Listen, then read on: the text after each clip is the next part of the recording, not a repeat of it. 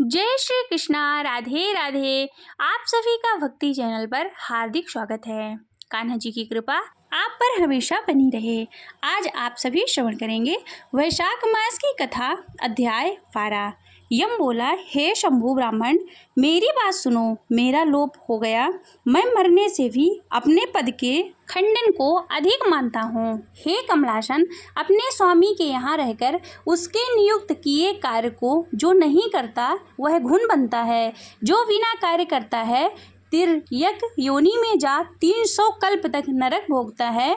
जो निष्प्रय होकर अपने स्वामी का काम पूरा नहीं करता वह घोर नरक भोगकर कौओं की योनि पाता है। जो अपने कार्य में तत्पर रहकर स्वामी के कार्य को बिगाड़ देता है वह 300 कल्प तक चूहे की योनि पाता है। जो कार्य करने की समर्थ होने पर भी घर रह जाता है वह बिल्ली की योनि पाता है। सो हे देव, मैं आपकी आज्ञानुसार प्रजा के धर्मों का साधन करता हूँ और उनके कर्मानुसार पुण्य और पाप कर्म को धर्मशास्त्र के जानने वाले मुनियों द्वारा भली भांति विचार कर कल्प के आदि वर्तमान में जो यातना होती है वो मैं देता हूँ। हे प्रभु, अब मैं आपके नियोग को करने में समर्थ हूँ, क्योंकि कीर्तिमान राजा ने पृथ्वी से आपका वियोग उखाड़ दिया है। इस राजा के वैसे समुद्र पर्यंत सब पृथ्वी के मनुष्य वैशाख के कर्तव्य धर्मों का पालन करते हैं। प्रजा ने सब पितृश्वरों की पूजा, अग्न्योष्टादि यज्ञ, तीर्थ इत्यादि सब शुभ कर्म, संख्या योग्य प्राणायाम करना, होम और स्वाध्याय का नाम लेना तक छोड़ दिया है। और अनेक प्रकार के पाप करने पर भी उनके वंश के, माता पिता के वंश के, ससुर तक के वंश के 26 पीढ़ियां तक के पितृश्वर सब पापों से मुक्त होकर दिव्य देह धारण कर मेरा मार्ग छोड़कर विष्णु लोक में हरि भगवान के पास चले जाते हैं। अतः अब काम पर मुझको रखने की आवश्यकता नहीं है। यह आपका दिया हुआ दंड और पट आपके चरणों में रखा है। हे ब्राह्मण, जो अनेक तीर्थ स्नान से, दान तप व्रत करने से, अनेक प्रकार के धर्माचरण करने से, प्रयास में पतन होने, रण में मरने से, यज्ञादि करने से देवगति नहीं मिलती है, जो मेष की संक्रांति में प्रातःकाल भगवान विष्णु का पूजन कर कथा श्रवण करे और वैशाख महात्म्य की कथा को सुनता है, यथोचित वैष्णीय धर्मों का संपादन करे, तो वह विष्णु लोक का अधिपति रह जाता है।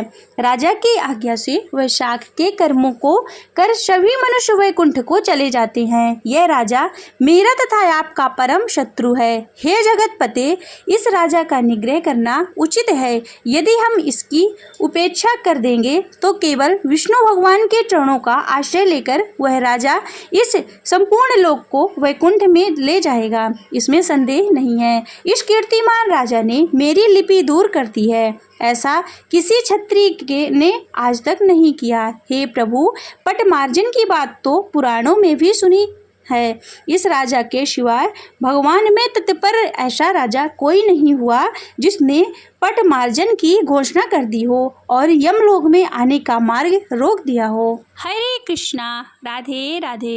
एकादशी व्रत की कथा। धर्मराज युधिष्ठिर बोले, हे भगवान, मैं आपको नमस्कार करता हूँ। आपने चैत्र मास के शुक्ल पक्ष की एकादशी अर्थात कामदा एकादशी के बारे में विस्तार पूर्वक बताया है।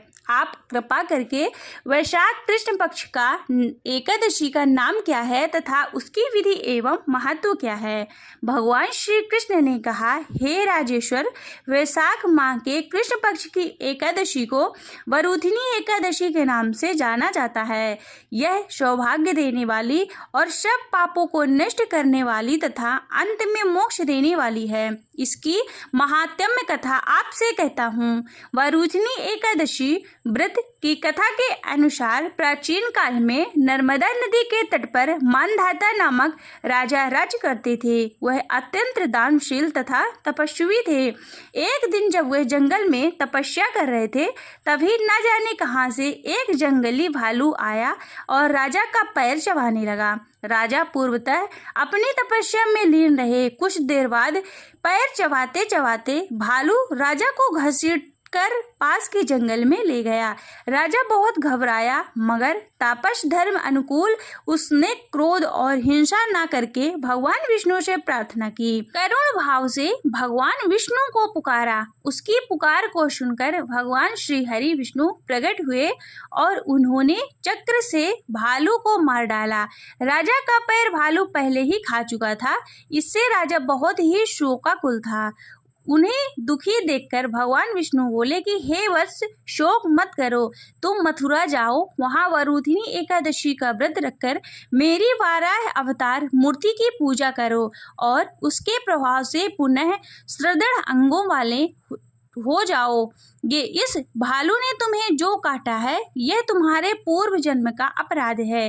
भगवान की आज्ञा मानकर राजा मानधाता ने मथुरा जाकर श्रद्धा पूर्वक वरुधिनी एकादशी का व्रत किया। इसके प्रभाव से राजा शीघ्र ही पुनः सुंदर और संपूर्ण अंगों वाला हो गया। इसी एकादशी के प्रभाव से राजा मानधाता स्वर्ग गए थे। जो भी व्यक्ति भय से पीड़ित है उसे वरुधिनी एकादशी का व्रत रखकर भगवान विष्णु का स्मरण करना चाहिए। इस व्रत को करने से समस्त पापों का नाश होकर मोक्ष मिलता है। बोलिए विष्णु भगवान की जय।